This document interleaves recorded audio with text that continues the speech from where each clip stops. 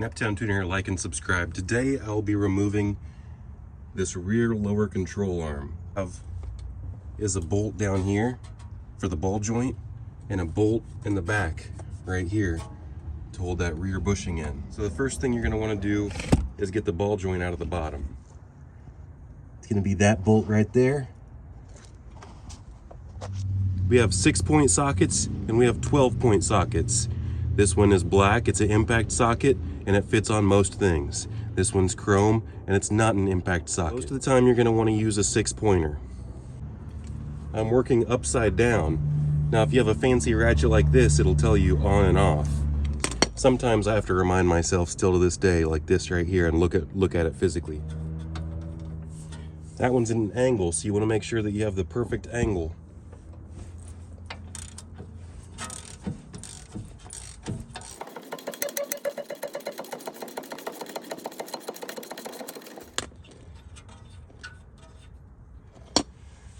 Give me your opinion in the comments if you've done this a few times. Do you prefer to use a hand ratchet on this conical type ball joint stud, or do you have better luck with an impact? If the stud actually does break free, you can spin the whole thing, and then it's difficult to get the nut off, if you know what I'm talking about.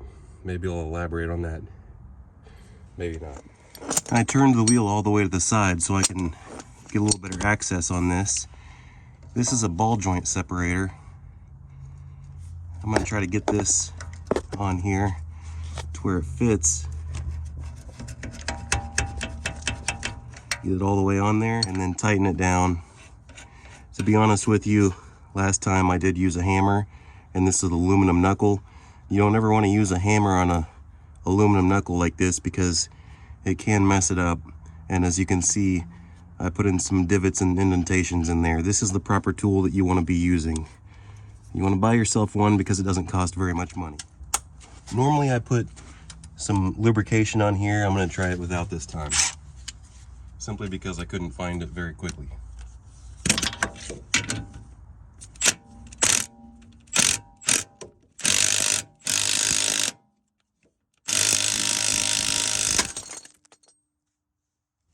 Now we're going to be looking at this bolt right here in this control arm. We have the bolt side right here, and we have the nut side right here. So it's always best to bust the nut loose first. We're looking at 18mm on this side. So I'm going to put my 18mm wrench in here. I really do employ this tactic quite a bit.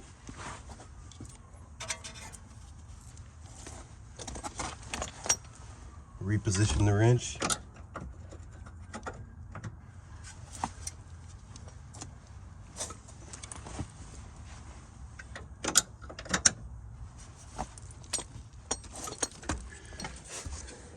At some point when you spin the nut side, the bolt side is going to start spinning. You see that on the other side? That's when we get our stubby wrench out to hold that bolt side. We've got a ratcheting stubby wrench here. So I'm going to put this ratcheting stubby wrench on this bolt side. If it doesn't fit on the top, I can usually get it to fit somewhere else. So we're going to try it in between here. Now I just turned it into a ratchet wrench, as long as this switch is correctly positioned.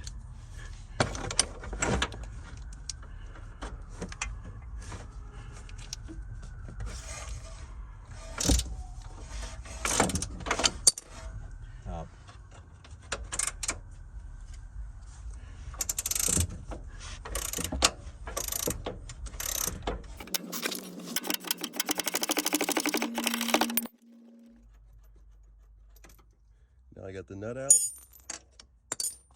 Now this bolt will simply pull straight out. On some vehicles there is obstructions like a heat shield. I think someone might have taken this one out at some point.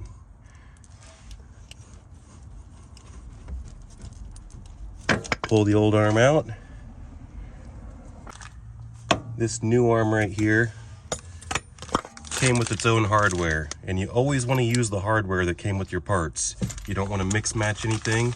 They could be different threads, or It's not supposed to be, but the hole size could be different. So you could mess yourself up if you don't use the hardware that came with your new parts. Put it back in exactly like it came out.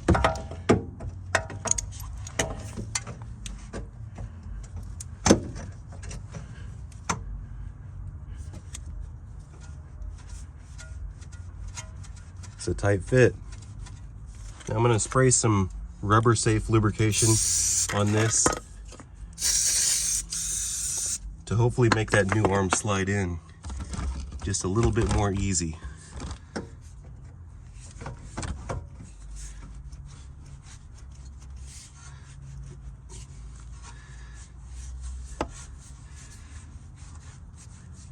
Still not wanting to slide in with lubrication. Getting this bushing to fit inside right here. It's too stiff. So I'm gonna get my file out.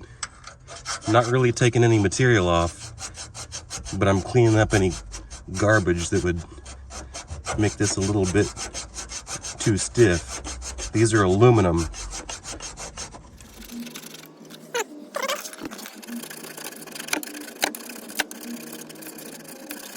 Hopefully that was enough to smooth it up to where I can slide this in now.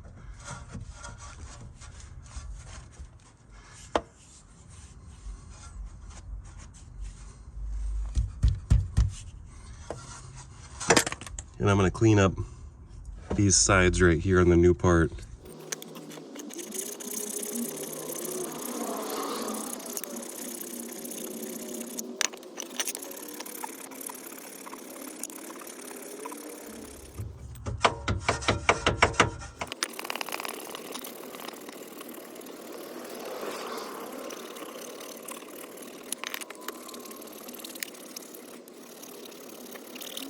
That was the third time on the file. Hopefully that's enough.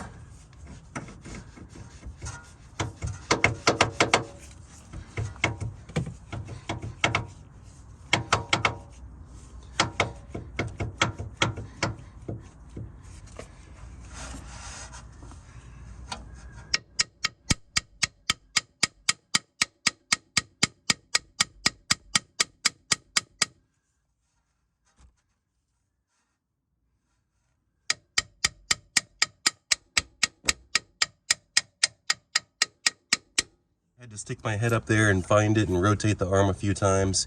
I prefer to use a brass hammer if I have to hit something like this, but the ball peen was handy.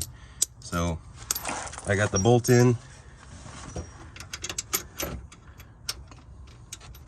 Get the nut on. I'm gonna flip this ratchet wrench the other way, stick it in here, and then ratchet it home.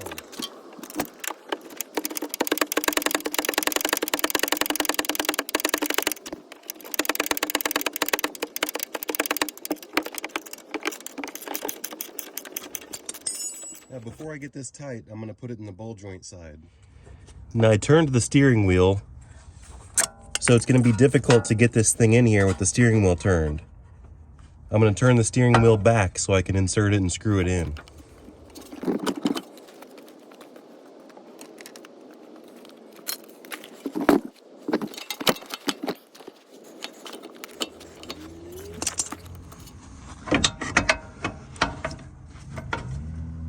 I'm having trouble holding this ball joint into place so that I can get the nut on it. So I've been known to use these oil filter vice grips for situations like this. I can go a little bit tighter.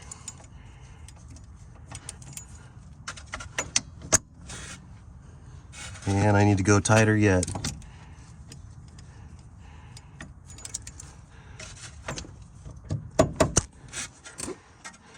There we go. Now I can get the nut started in on the bottom.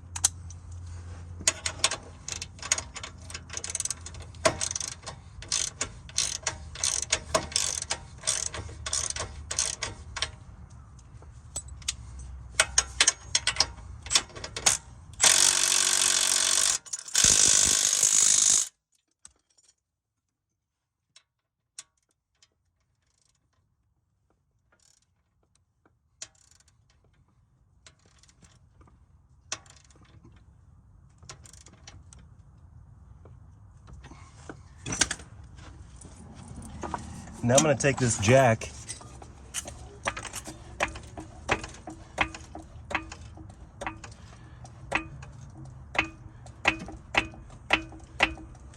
and set the suspension to ride height before I tighten down this bushing, so I have the correct preload on it so I don't wear this bushing out.